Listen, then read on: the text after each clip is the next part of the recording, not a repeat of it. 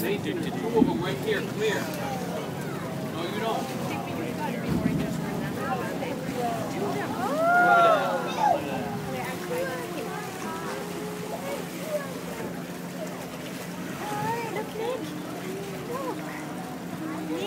And lightning.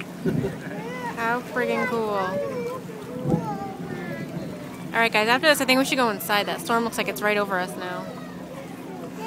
What's going on here? These whales are resting. This is a behavior called logging. It's a rest behavior for humpback whales.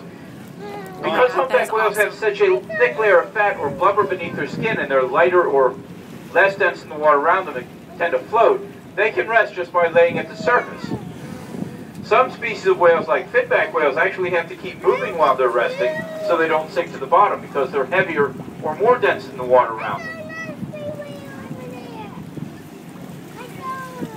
Holy crap. This is obviously called logging because when they're at the surface bobbing up and down, they look just like a log, and after all, here in the scientific field, we are very creative people.